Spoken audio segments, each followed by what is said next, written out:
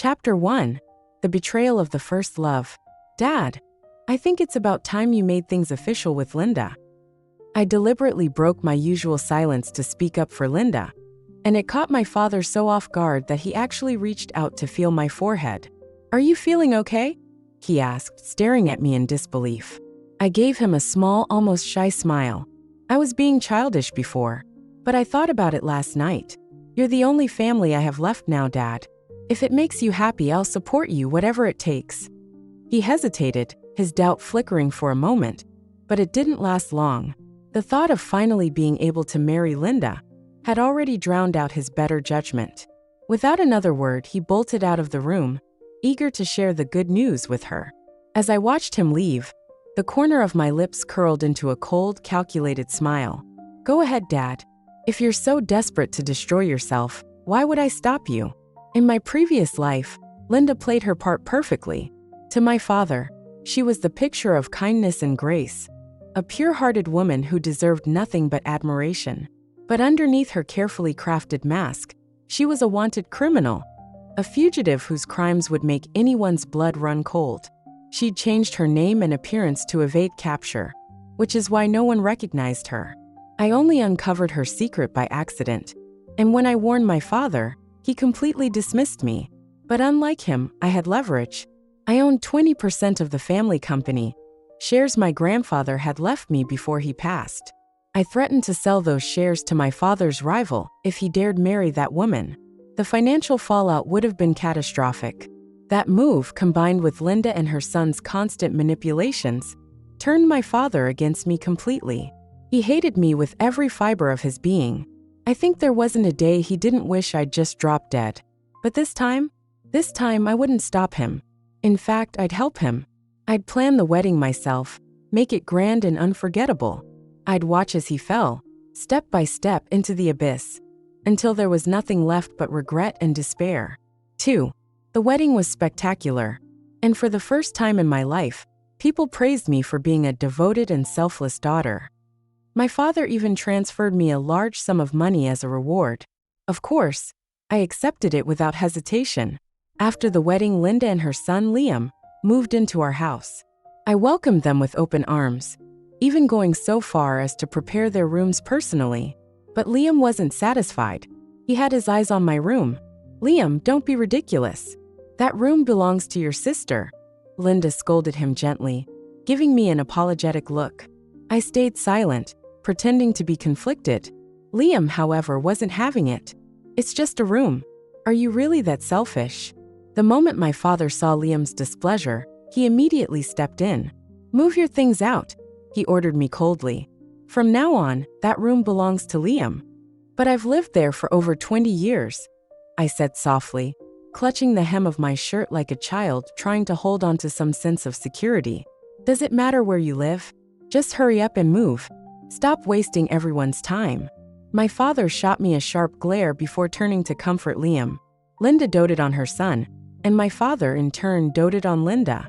It was that simple. In my last life, Liam tried to take everything from me.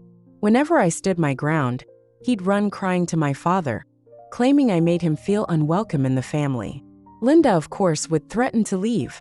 Desperate to keep her, my father forced me to apologize to Liam. When I refused, he snapped. He tied me up and whipped me until my skin was raw and bleeding. When I still wouldn't give in, he dragged me outside in the middle of a storm and left me to freeze in the rain all night. But I didn't die. Linda begged him to stop, and he eventually relented because of her. Even then, I cursed her through gritted teeth, telling her she'd die a miserable death. My father, enraged, stormed into the kitchen, grabbed a knife, and tried to kill me. Linda jumped in to stop him, and in the struggle, she cut her finger. Panicked, my father dropped everything and rushed her to the hospital. He didn't even look at me, his own daughter, as I lay there barely breathing. Instead, he locked me in the basement for a full day, telling the servants, "If she survives, I'll forgive her." I only lived because one of the maids, a woman who had served my mother, secretly cared for me. But the damage was done. My left hand was permanently injured. For years, I lived with the scars, too ashamed to hold the hand of the man I loved, watching helplessly as he married someone else. But not this time. This time, I'll rewrite my story. This time, I'll make sure none of it ever happens again. 3. Dad. I took a deep breath, pushing my emotions down and slipping on a practice-flawless smile. I'll move out. It's fine. Then I turned to Liam, stepping closer as though we were the best of friends.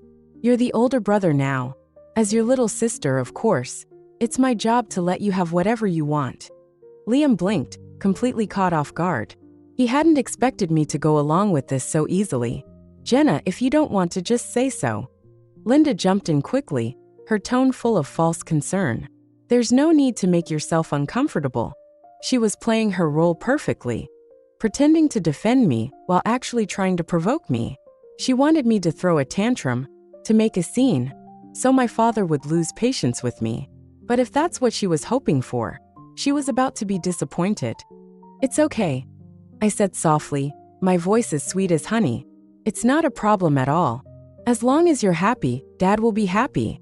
And if Dad's happy, then I'm happy too. I turned to my father, my eyes filled with childlike sincerity, like a daughter desperate for her father's approval.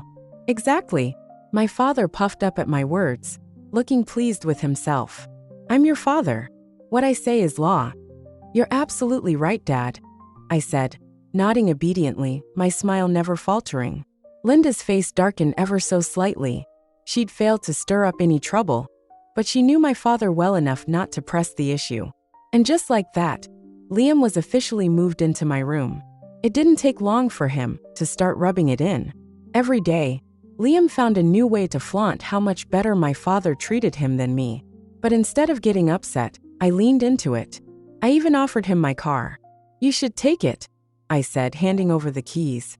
My dad loves your mom so much. He'll probably leave everything to you in the end anyway. Liam's ego swelled, his smug grin practically stretching from ear to ear. He didn't even try to hide how pleased he was. With my father's blessing, Liam started working at the family company. Well, working might be too generous a word. He spent most of his time lounging around, doing nothing of value. It was just like my last life all over again. Back then I couldn't stand him. I hated watching him treat the company like his personal playground. So I constantly tried to rein him in. Of course, he didn't take it lying down. He ran straight to my father, whining about how I was picking on him. Linda didn't waste the opportunity either. She whispered lies into my father's ear every chance she got, painting me as the villain. Eventually, my father snapped. He kicked me out of the company entirely. With me out of the picture, Linda and her son had free rein. Liam spent his days partying with board members, while Linda, well, let's just say she had her own way of keeping them happy. And my father? He was completely oblivious, still convinced that Linda was perfect. When I finally tried to tell him the truth, he didn't believe me. He beat me for even daring to suggest it. But this time, I wouldn't waste my breath. Some people don't deserve to be warned. 4. With my encouragement, Liam grew bolder by the day. It didn't take long for him to cross a line. He started embezzling money from the company to fuel his gambling habit. When I found out, I didn't confront him. Instead, I paid a visit to Richard of the casino he frequented. I came prepared, bringing along a set of rare jade jewelry, something worth far more than what Liam had stolen. Richard, the casino owner, agreed to help. Following our plan, his staff began luring Liam into borrowing money from the casino. They told him it was an exclusive privilege, reserved only for their most important clients. In front of the other gamblers, Liam puffed up with pride. He thought he was being treated like a king. It wasn't hard to get him into the VIP room. At first, they let him win. I made sure to cover the losses myself. It was a small price to pay to set the trap. Liam, drunk on his newfound luck, started betting bigger. And that's when they turned the tables. Suddenly, he couldn't win a single hand. The losses piled up quickly, but he couldn't stop. He borrowed more and more money, convinced his luck would turn around. By the time he realized how deep he was in, it was too late. The interest alone had ballooned into a staggering amount. That's when I stepped in. He told Liam he had 1 week to pay it all back. If he didn't, they'd come knocking on his door. Liam panicked. He couldn't let my father find out, not when he knew what kind of punishment was waiting for him. So he went around begging for loans. Eventually, he came to me. But even then, he couldn't drop the attitude. "Give me all your money," he demanded, arms crossed like I owed him something. I stared at him, barely able to contain the disgust bubbling up inside me. "What do you need it for?" I asked calmly. "That's none of your business," he snapped. "Just hand it over. And don't even think about saying no. If you do, I'll tell your dad you've been bullying me. You know how much he loves me. He'll probably kick you out of the house." He smirked, clearly proud of himself. I let out a shaky sigh, pretending to give in. I handed him a small stack of cash. "This is it," he sneered, his face twisting in disappointment. "I don't have much," I said, my voice trembling. "Dad keeps all the money. He only gives me a few hundred a month." "Pathetic," Liam muttered, shoving me aside.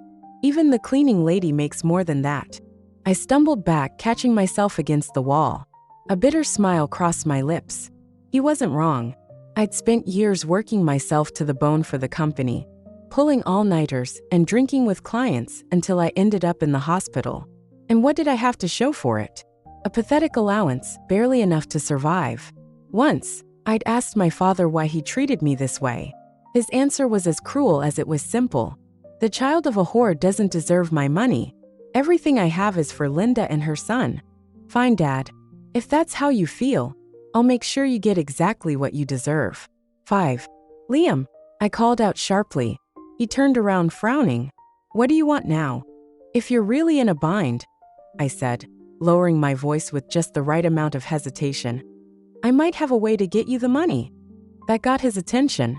His face lit up, and he practically lunged forward. "What is it? Tell me." I leaned in slightly, my voice dropping to a whisper. "The company just received a big payment. It's still in the account and hasn't been moved yet." Liam's eyes widened as realization dawned on him. He nodded, but then his excitement gave way to a frown. "No way. That's too risky. Embezzling company funds is serious business." I smiled faintly, my tone soft and reassuring. "Liam, this is Dad's company. The money's his." "And what's his?" "Well, isn't it basically yours too?" He nodded, his expression relaxing into smug confidence. "You're right. I'm not stealing. I'm just spending what's mine a little early." "Exactly," I said, my smile widening. "Just make sure Linda doesn't find out. You know how she can be." "Don't worry," he said with a wink. "You're the best little sister anyone could ask for." And just like that, Liam transferred the funds to cover his gambling debts. But habits like his don't just go away. Once someone's hooked, they keep coming back for more. That's exactly what I was counting on. All I had to do now was wait for Liam to dig his own grave. In the meantime, I turned my attention to Linda. She wasn't as easy to deal with. To the outside world, she was my father's most trusted right hand, the perfect business partner. At home, she played the role of the ideal wife and stepmother. Everything she did was meticulous, clean, calculated, and flawless. She never left behind a trail, never made a mistake.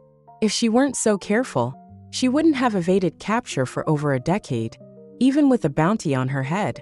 In my last life, I underestimated her. I thought I could outsmart her with brute force. Instead, I ended up dead. This time, I wasn't going to make the same mistake. 6. Everyone has a weakness. Even someone as ruthless as Linda.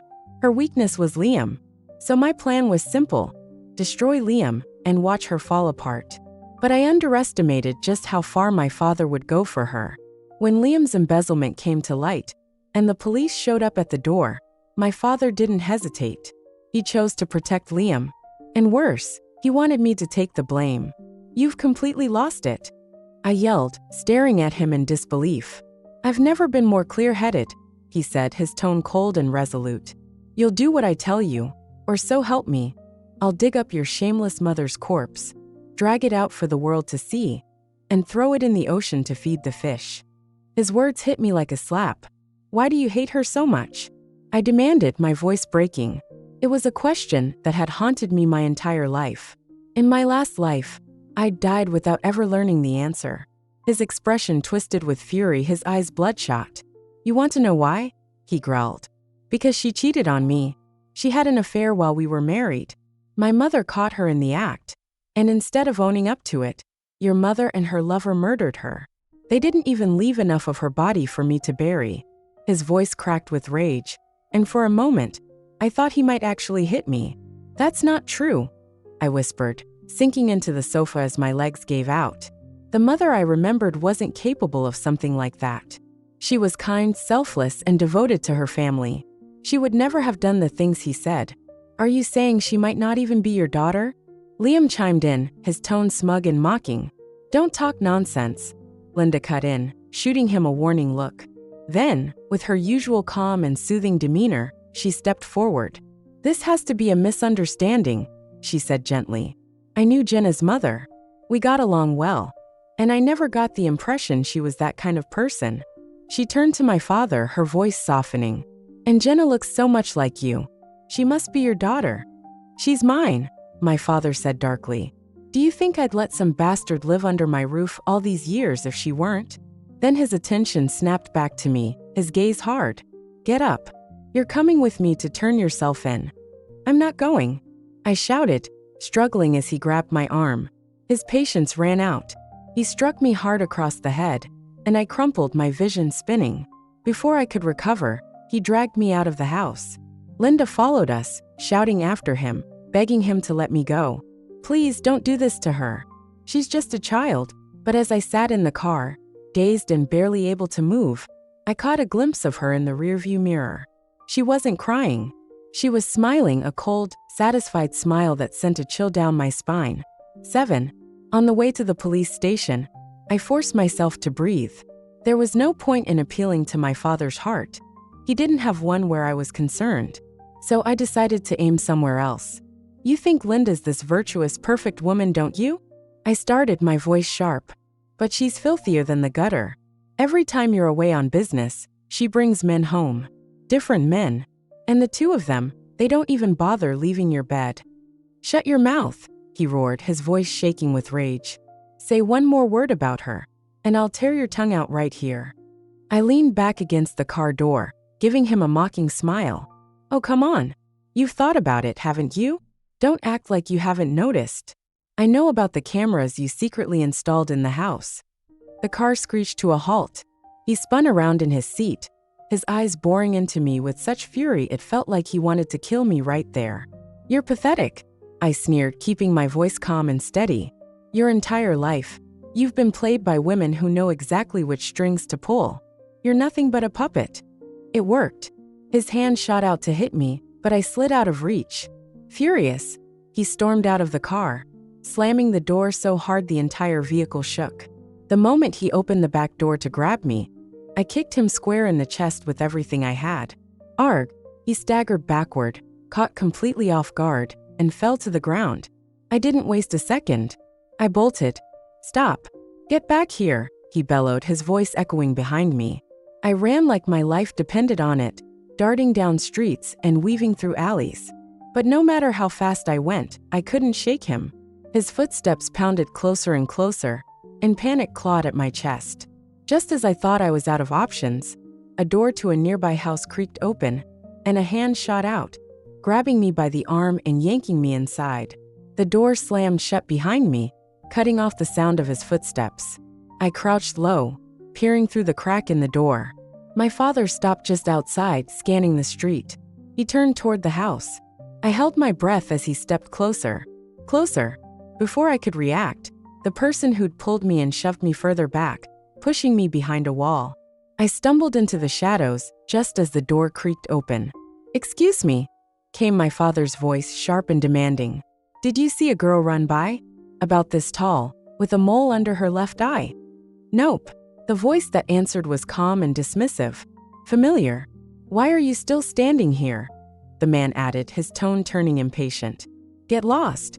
My father hesitated for a moment before muttering something under his breath and walking away. As soon as the coast was clear, I turned toward my rescuer and froze. It was the Richard. Well, he said, folding his arms as he looked me over. Last time I saw you, you were all confidence and swagger. Now you're a mess. What happened? I straightened up, brushed the dust off my clothes, and gave him a deep bow. Thank you. He waved me off, pulling me upright. What's your father chasing you for this time? He wants me to. I started. But my voice trailed off as I studied him. Something wasn't adding up. He frowned. Wants you to what? Instead of answering, I asked, how did you know he's my father? 8. He blinked, then laughed. Come on. It's obvious. You two look exactly alike. I narrowed my eyes, unconvinced. All right, fine, he said with a shrug, the humor fading from his expression. You want the truth? He looked away, his gaze distant, like he was remembering something painful. After a long pause, he spoke again. It's not him you look like. It's her. Her. Your mother, he said quietly, a strange softness in his tone. Especially your eyes. You have her eyes. I froze. You knew my mother? Of course I did, he said, his voice firm. Why else would I listen to you last time? Or that I just happened to be here to save you today? My breath caught in my throat. It wasn't luck. It was her. Somehow, even now, my mother has been looking out for me. Tears stung my eyes, but I blinked them back. I don't know what kind of connection you had with her, I said, bowing again. But thank you. Thank you for helping me. He studied me for a moment, then asked, what are you planning to do next? I clenched my fists, my voice trembling with anger but steady with resolve. Revenge. I'm going to take back everything that's mine. He nodded slowly. I've got some evidence that might help you. My head snapped up. Evidence? Where? Not here, he said, heading for the door. Come with me. I hesitated for only a second before following him. As we walked, he glanced back at me, a sly grin forming on his face. You're awfully trusting. Aren't you afraid I might sell you off for a quick profit? You won't, I said confidently. He laughed, clearly amused. Oh, and why's that? Call it instinct, I replied. He looked at me for a moment, then ruffled my hair. You're just like her, you know. Your mother trusted people too easily. If she'd been just a little more careful, maybe she wouldn't have been betrayed. Maybe she wouldn't have. He stopped himself, but I knew exactly what he meant. My chest tightened as the memory surfaced. The image of my mother stepping off the edge of that building, her face calm, her body falling through the air. Don't cry, he said softly, patting my shoulder. Wipe your tears. We'll make them pay for what they did to her. I wiped my face and nodded, determination burning in my chest. He brought me to a secluded villa, and the moment I stepped inside, I froze. The walls were lined with paintings. My mother's paintings. Each one was bursting with life, vibrant and breathtaking. I'd always known my mother could paint, but I never realized how talented she was. Her work wasn't just good, it was extraordinary. Compared to the so-called masters I'd seen, her art was in a league of its own. 9. Richard walked me through the gallery, pausing in front of each painting to tell me its story. With every word, I felt a growing weight in my chest. I thought I knew my mother, but it was becoming painfully clear just how little I'd understood her. She was a true genius, Richard said, his voice tinged with regret. If it weren't for your father, she could have been one of the greatest artists of her generation. I clenched my fists, my nails digging into my palms. What do you think really happened to her? I asked, my voice low. She was murdered, he said simply. The words sent a chill down my spine, rippling through me like a stone dropped into still water. I've known your mother since we were kids, he continued. She wasn't weak. She wasn't the type to break under pressure, no matter how bad things got. She loved you more than anything. She would have done anything to protect you. Do you really think someone like her would kill herself? And do it right in front of you? He was right. Everything he said made sense. And when I thought about my father's behavior, who killed her? I asked, my voice shaking. Richard gave me a knowing look. Ask yourself this. Who stood to gain the most from her death? Linda. Her name flared to life in my mind like a red-hot coal. My jaw tightened, and I had to fight the overwhelming urge to confront her right then and there. But I couldn't act recklessly. Linda was too smart for that. You haven't let me down, Richard said, pulling me out of my thoughts. You know, I kept my distance from you for a reason. Back when you were still loyal to your father, if I'd come to you with all this, you'd have written me off as a liar trying to stir up trouble. He wasn't wrong. If I hadn't been through everything I'd experienced, I probably would have cursed him out and stormed off. Do you have proof of what happened back then? I asked. Richard nodded and led me to a locked cabinet. He handed me a folder, and I opened it with trembling hands. But as I flipped through the pages, my heart sank. It wasn't enough. The evidence wasn't strong enough to definitively expose Linda's crimes. Seeing my disappointment, Richard handed me another file. "Take a look at this." I opened it, and with every page I read, my stomach twisted tighter and tighter. By the time I finished, I was speechless. It took a long moment before I found my voice again. This is insane. How could Linda even think she'd get away with this?" "She's a snake," Richard said bluntly. "There's nothing she won't do. She's been quietly transferring your father's assets for years, but she slipped up. I caught her making mistakes." He leaned in, his voice lowering. "You don't need to confront her directly. Just make your father see who she really is. Let them turn on each other." I nodded slowly, the plan taking shape in my mind. "I know exactly what to do." "Oh," Richard raised an eyebrow, intrigued. "Let's hear it." I leaned closer and whispered my idea. 10. The plan was simple. I needed my father to see Linda for what she truly was. But first, I had to deal with him. After what happened with Liam, my father wasn't going to let me off the hook that easily. If I wanted revenge, I had to make a sacrifice. Through Richard, I reached out to my father, offering a deal. I'd give up my 20% share in the company in exchange for cutting all ties with him. The one condition? He had to meet me alone. The moment he heard I was willing to give up my shares, he came running. We met in a small, dimly lit room. "Where are the papers?" he asked, his voice impatient. "Right here." I tossed the documents onto the table. He grabbed them instantly, his eyes scanning the pages. When he saw my signature, a grin spread across his face. I poured 2 cups of coffee and slid one across the table to him. "Drink this," I said calmly. "After this, we're done. No more ties between us." He hesitated for a moment, then picked up the cup and drained it in one gulp. "Good riddance," he sneered, slamming the cup down. "I won't have to look at your pathetic face anymore." He stood to leave, but before he could take 2 steps, his body swayed. Then he collapsed. I pulled out my phone and called Richard.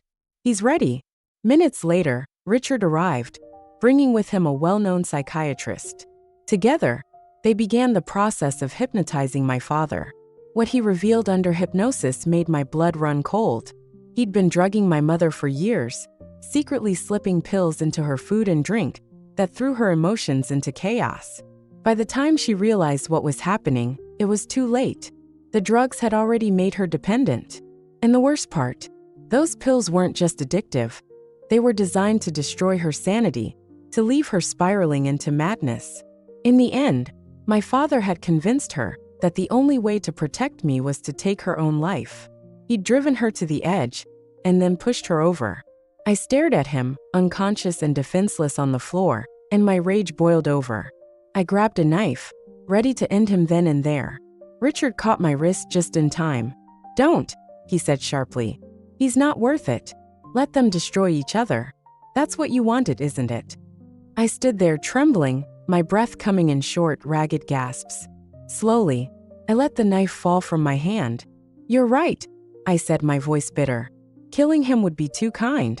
I wiped the tears from my face and slipped my phone, still recording, back into my pocket. Richard dragged my father's limp body to his car, dumping him in like a sack of trash. "When he wakes up," Richard said, "he won't remember a thing." I stayed behind, watching the car disappear into the distance. One down. Now it was Linda's turn. 11. Richard said he couldn't catch Linda's mistakes. She was too cunning, always circling around. His men would lose her. I said I had a way, having followed her as a spirit after my death in my previous life. I knew she visited a place regularly, but I could only follow her to the door. I told Richard. He was excited, saying he had heard of the place. Getting in would take some effort. So, I disguised myself as Richard's bodyguard and went to the place with him. Surprisingly, the place looked like an ordinary convenience store from the outside. But inside, it was a different world. It was an underground den of vice. The clientele was mostly men. Besides women, there were gambling and various illegal activities. I followed Richard openly, recording everything. Soon the main event began. Linda, wearing a mask, appeared on a high platform, with several cages behind her. Inside were women and children, trembling and crying. The crowd below shouted bids, eyes red with excitement, like they wanted to devour the people in the cages. I couldn't bear to watch and wanted to intervene, but Richard held me back. Finally, the event ended. As planned, I followed Linda. She left the platform and went to a private room. I quickly changed into a server's uniform. These were prepared by Richard in advance. I knocked on the door with a tray of items. I was let in quickly. Inside, I saw a shocking scene. Linda was on a young man's lap, disheveled, clearly engaged in something inappropriate. She didn't stop when she saw me, instead becoming more enthusiastic. I kept my head down, pretending to see nothing, and set the items on the table. I did this to place the hidden camera I brought to capture everything. After setting up, I smiled and said, "Enjoy," then turned to leave. "Wait," Linda called out. I froze, thinking I was caught. "Bring 2 more bottles of wine," she said. I sighed in relief, respectfully agreeing. I left the room at a normal pace. Outside, I found Richard. We exchanged a glance, and he knew I had succeeded, so we left. 12. Outside, I called the police and waited with Richard. Soon the police arrived. They stormed the convenience store. An hour later, they brought out a group of people. But I didn't see Linda. "That woman is cunning. She must have escaped when the police arrived," Richard said. "That's fine. She needs to be free to fight my dad to the death." I smiled, leaning back in the car seat. Richard sighed. "If your mom had half your composure, she might not have met such a tragic end." I said nothing, thinking that those who harmed my mom would suffer a fate 1,000 times worse. Back home, I anonymously sent a short edited video to my dad. As expected, he contacted me quickly. To buy the full video, I demanded my 20% shares back and half of his assets.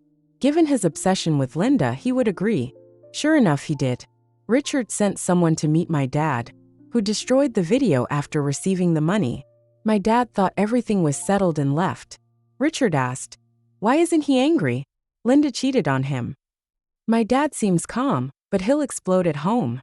Sure enough, not long after my dad returned, I got a video call from the maid who always took care of me. In the video, my dad was crying and shouting, "I treated you well. Why did you betray me?" "John, I was forced. They set me up and blackmailed me. I had no choice but to follow their orders. If I didn't, they would come after you." Even with everything exposed, Linda could still act convincingly. Really, my dad, the fool, believed her. I swear, if I'm lying, may I die a horrible death and suffer in hell forever. "Don't say that." My dad, distressed, covered her mouth. Linda took the chance to hug him, crying loudly. My dad gently comforted her, apologizing repeatedly. I couldn't watch anymore and hung up. Even now, Linda wouldn't reveal her true nature. There was only one way left. 13. Since Liam's embezzlement was exposed, he had been quiet for a few days, but soon resumed gambling. This time, his debt was even larger. I had Richard capture Liam, offering him a deal. If he gave us valuable information, we'd clear his debt. Liam eagerly agreed, but demanded we clear the debt first. Richard, confident Liam wouldn't trick us, complied. Liam revealed how Linda committed murder, where she got plastic surgery, and how she evaded capture. Using his information, I found the plastic surgeon. Under pressure, the surgeon agreed to testify. With everything ready, I waited for the final event. I returned home openly, having the maid call my dad. He thought I was there to cause trouble and rushed back. Before he could scold me, I dragged him upstairs. Fearing he'd make noise, I and the maid tied him up and gagged him. We went to the master bedroom. The maid unlocked the door, opening it slightly. Inside, we heard unmistakable sounds. My dad's eyes bulged in shock. I pushed him to the door, forcing him to look inside. Seeing the scene, my dad struggled, trying to turn away. I held his head, making him watch. Only after the sordid act ended did I kick the door open. The people on the bed screamed, covering themselves with a small blanket. "Linda, you're disgusting. Isn't he your son?" I asked, feigning shock. Linda glared at me, wishing to kill me. I smiled, removing the gag from my dad's mouth. He roared, "Why would you do this with Liam?" "John, listen to me. Liam blackmailed me." Linda cried pitifully. Liam, enraged, shouted, Stop acting. We're not mother and son. My dad couldn't accept this. He had treated Liam as his own, planning to leave him everything. Now Liam was his white moonlight's lover. Disgusted, my dad vomited. 14. John, please listen. I had no choice, Linda pleaded, approaching my dad. He backed away. Stay away. You're filthy. He ran out. Watching him flee, I sneered. It's you. Linda pointed at me. You dared to set me up. You brought this on yourself, I said fearlessly. Linda laughed coldly. You think you've won? If I pretend to commit suicide, your dad will forgive everything. I believe it. He's a fool in love, I said, approaching her. But if he knew you killed his mother, what would he do? Don't make baseless accusations. Your mom killed his mother, Linda said confidently. I looked at Liam. But your lover told me everything. Linda turned to Liam, furious. Liam raised his hands. She forced me. Yes, I set you up, I admitted openly. The two of them glared at me with hatred. Desmantling. You won't leave here alive, Linda threatened. I was prepared, spraying her with pepper spray. She screamed in pain. The maid and I ran. Outside, I found my dad and played the recording. Learning his mother was killed by his cherished white moonlight, he broke down. He tried to smash his head against the wall. Seeing him suffer, I felt satisfied. Unattainable things always seem more alluring. My mom treated you well, gave up her career, bore your children, and was your best support. But you cheated, accused her of murder, drugged her, and drove her insane. In the end, she killed herself to protect me. From such a height, it must have hurt. You should apologize to her, but she wouldn't want to see you. You don't deserve to die for her. My grandmother treated my mom well. On her deathbed, she asked you to take care of my mom. If my mom killed her, why would she say that? No, it's not true, my dad said in agony. Seeing him in such pain, I felt elated. Ask Linda who Liam really is. Who? Who is he? My dad screamed. I sneered and left. 15. My dad didn't chase me. He ran home to confront Linda. She was packing to flee.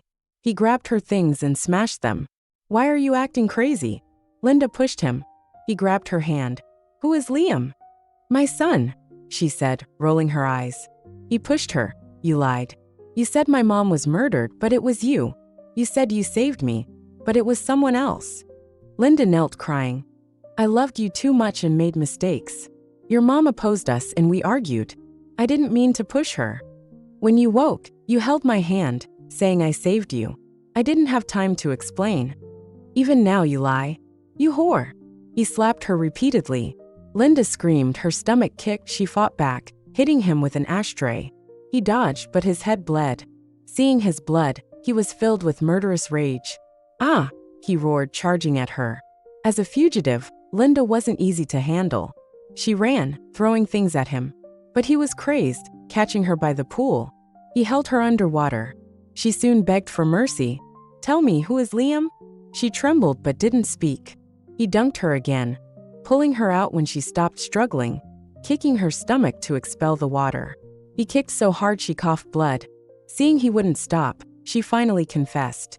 He's not my son. He's my lover. Boom. It was like a bomb went off in his mind. He staggered back. Linda tried to crawl away, but he grabbed her again. He choked her, intent on killing her.